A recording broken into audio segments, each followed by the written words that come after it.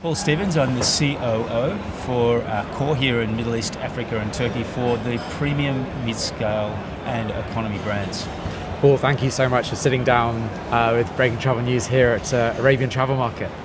First of all, let's get a bit of a market update. Yeah, well, what a start for 25. You know, we finished a very strong 24. I think the whole industry, not just Accor.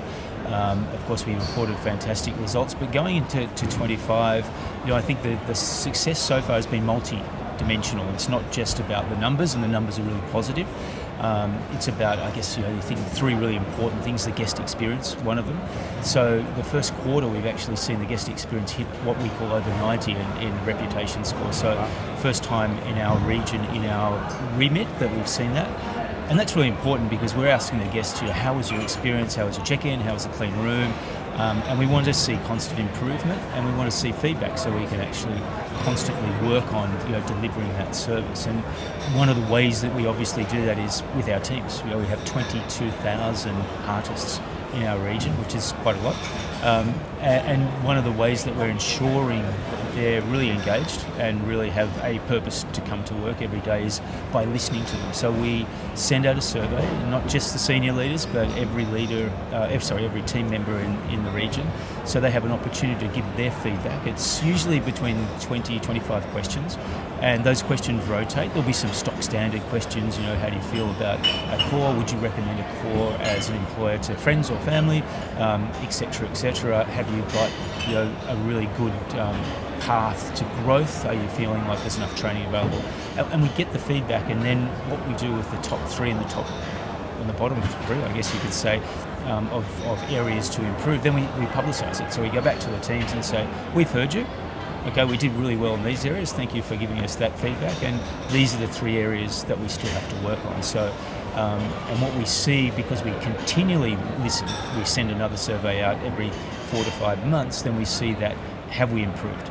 And we actually ask the teams to help us. So we're not dictating what improves. We're saying, okay, you've mentioned this. How do we all go about fixing this? So really important part of, I guess, satisfied customers come from really good service delivery with our teams. And then obviously moving next is our growth. So where have we come from? Where are we going? So some really nice results with openings of hotels. So we've opened 6 hotels already this year in just 3 months. We still have another 16 to go, confirmed. Some really nice ones. We've got a fantastic Swiss hotel in Doha. It's part of a mixed development, so we have office building, we have residence, and we have hotel on a platform of wonderful food and beverage overseeing the beautiful crystal ocean. So really, really nice. Probably one of the nicest Swiss hotels that we've got in this particular GCC countries. So that's great. We're really looking forward to that. Baghdad, we're moving into Iraq, and in a big way actually. Some really, really good opportunities there. The country's looking to grow, put itself back on the map. We're happy to assist that. Obviously, there's a couple of operational challenges there, but everybody's pulling the same direction. The government's helping, the investors are helping. The locals there are passionate about re-establishing themselves as a real force in the Middle East. So really exciting stuff there, and sort of good pioneering spirit from Accor moving forward. That's really, really great to see. And here we are in Dubai, and the heart of the GCC and your region particularly, I suppose, in a sense. How are you sort of seeing the whole market kind of dynamic moving? It's a very, very fluid, dynamic kind of region, right? So give us a bit of a perspective on that.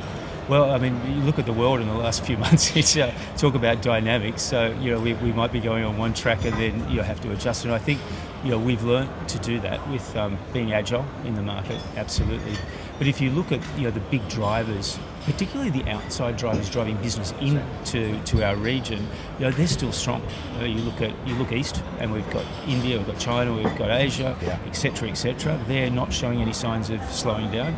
Then you look west into the CIS countries, or you look at Europe. There's some barriers going up for that travel to other destinations, mainly North America or US. So they're looking for somewhere else to explore, to shop, to get around and have their holidays, their vacations, or now their business travel as well.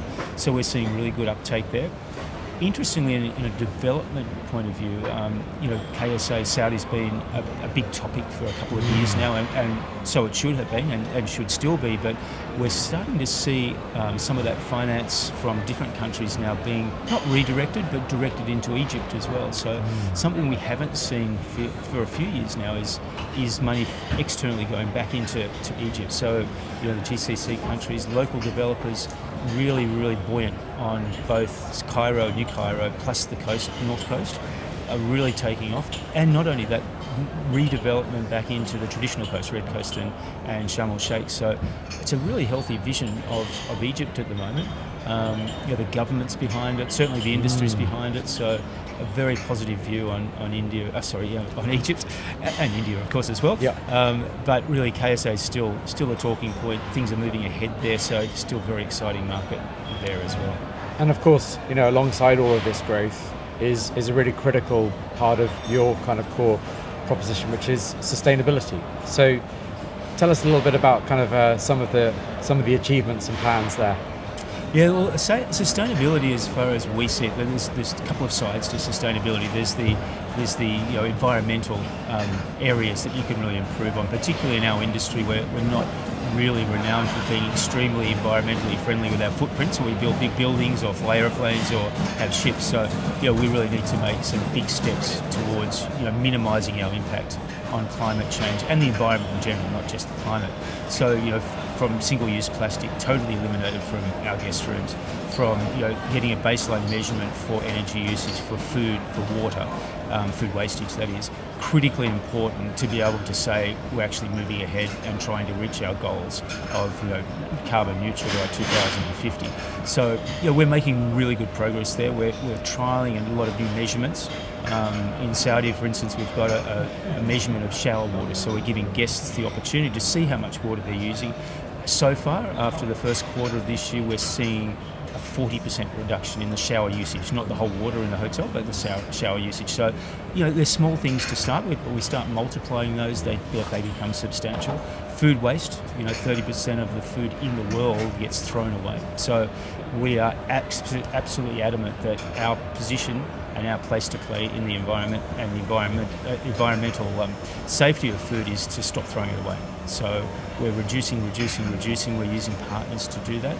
But a number of ways we're looking at moving forward is giving our chefs more skills, not just about food wastage, but also using more plant products, locally sourced plant products, not to take out the protein that our guests love, but to give them the opportunity to perhaps understand what the carbon footprint of that particular produce may be. So we put on our menus, we put the carbon footprint. So this particular dish comes up with this much of a carbon footprint. So we rolled that out during COP, very successful, great comments from our guests. So now the next stage is to magnify that into all our hotels and really make a difference. And it gives the guest a choice. So we're not saying you have to do this, but we're saying if you do, just understand.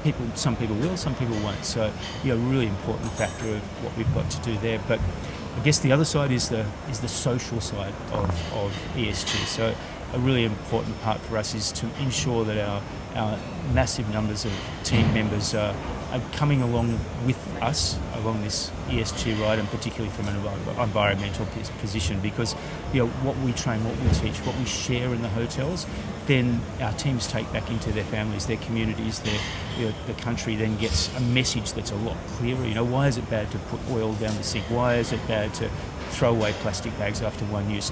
Basic things, but obviously making a big difference to the environment. Everyone's starting to tick some of those boxes, trying to reduce the air conditioning that we use and the lighting, etc. So everyone having little bits of buy-in, a little bit of action to start reducing our overall footprint, not just in the hotels. So it's a commitment from Accor, and we need to do it from a commercial and a point of view of being a European company. We're dictated to do a certain amount of this, but we've really taken it on as we want to go the step further. We are doing a lot of steps more than we've been required to in the past. So Accor's really taken this on as a heartfelt activity that we need to make as minimal imprint as we can in the future of our carbon and other things that we sort of make a difference to in the hotels and the business that we run.